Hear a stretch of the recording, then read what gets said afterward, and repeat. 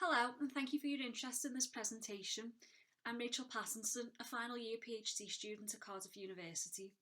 I'll be speaking about the global research on the impact of dermatological diseases project, known as GRIDD, which aims to develop a new measure of the impact of dermatological conditions. You can find out more about GRIDD by scanning the QR code at the top right of this slide.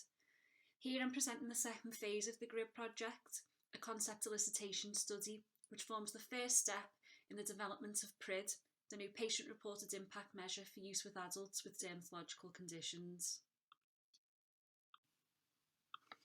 GRIDD is a project of the International Alliance of Dermatology Patient Organisations, also known as Global Skin. They're a not-for-profit coalition of dermatology patient associations from around the world who share the common aim to improve the lives of people living with dermatological conditions through advocacy, research and support.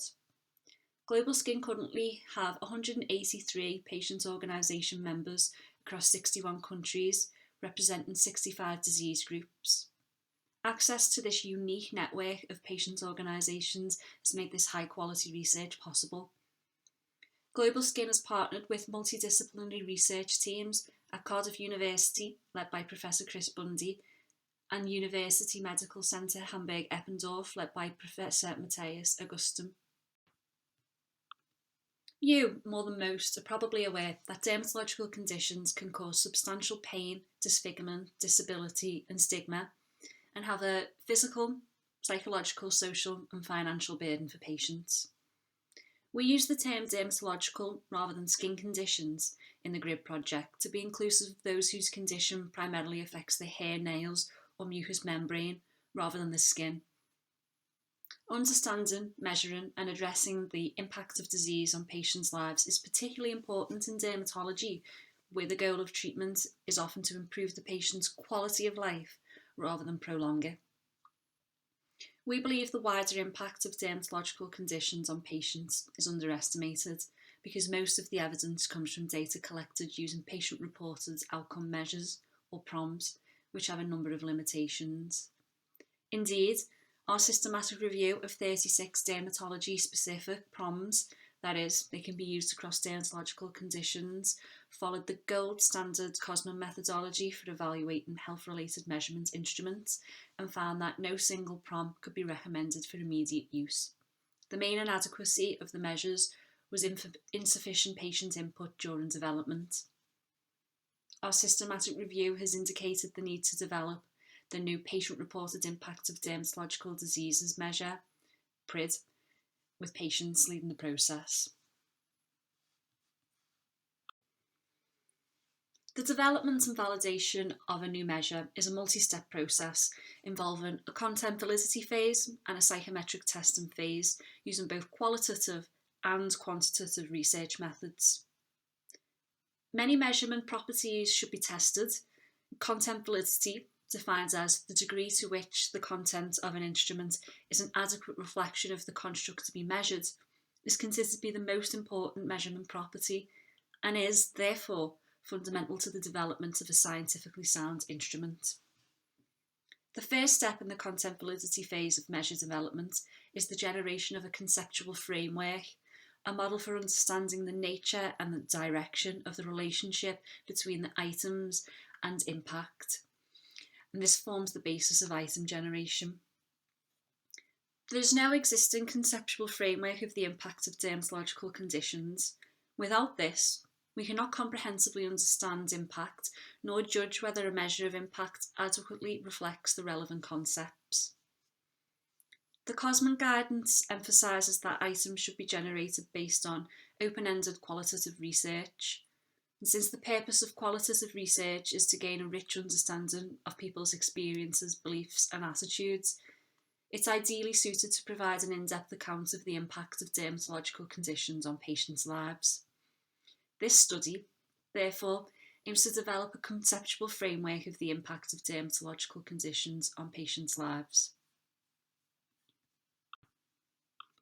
We conducted a qualitative interview study featuring face-to-face focus groups and online individual interviews. The topic guides and subsequent data analysis were theoretically informed by health-related quality of life and illness cognition theories, as well as the existing literature.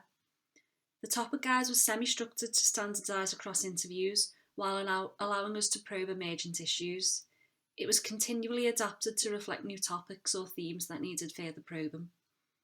Adults over the age of 18 who were proficient in English and who had a dermatological condition or were a representative of a dermatology patient organisation were recruited via Global Skin's membership network. We used purposive sampling to achieve maximum variation according to dermatological condition and demographic factors. 4 focus groups were conducted in Milan, Italy in June 2019 during Global Skin's Patient Organisation Conference, which took place immediately preceding the World Congress of Dermatology, bringing together patient organisation leaders from around the world. As a result of the COVID-19 pandemic, we were unable to conduct any further face-to-face interviews, so we adapted and conducted 28 individual interviews online using video conferencing software. All interviews were recorded and transcribed verbatim. A framework analysis was conducted. The theoretical frameworks I previously mentioned were used as an interpretive lens to support the in-depth analysis of impact. A combined inductive-deductive approach enabled the exploration of both predetermined and emergent issues. 3 themes were discerned. I'll give a brief overview of each here. We are preparing the manuscript for publication and hope this will be published in the next month or so. The first theme showed that dermatological conditions impact across 3 interacting levels: the individual, organisational, including healthcare services, employers and financial services, and societal. Patient experiences of their condition were affected by cultural norms and values which also influenced healthcare service provision and equity of access. The second theme showed that impacts fall into 2 categories: point in time and cumulative. Point in time impacts were discrete and time restricted, for example, pain and itch. Conversely, cumulative impacts affected the life trajectory, for example, guiding patients' choice of career or willingness to start a family. The third theme showed that impacts could be grouped into 5 distinct life domains: physical, psychological, social, financial, and daily responsibilities. Shown here is the conceptual framework we developed, which forms the basis of PRIDD structure and item generation. As the framework shows, impact is a multi-dimensional construct, and PRIDD will therefore be a multi-item questionnaire with 5 subscales. Examples of concepts for each subscale that are common across conditions are provided. It is clear from the conceptual framework that impact forms a reflective measurement model, which means that measurement theories such as rash analysis will apply to its development and validation. We found that impact spans physical, psychological, social, financial, and daily functioning. This breadth of impact has not previously been captured using a single instrument. We've since validated these findings in a Delphi study, including over 1,000 patients from around the world. The final stage in the content validity phase is underway with a cognitive interview study to pilot test the first draft of PRIDD with patients. Here's the reference list. Thank you for listening to this presentation. I'd like to thank all of the patients and patient organisations who took part in this study. Again, if you'd like more information on the GRID project, I've provided my email address and a QR code that takes you to the project webpage. Thanks.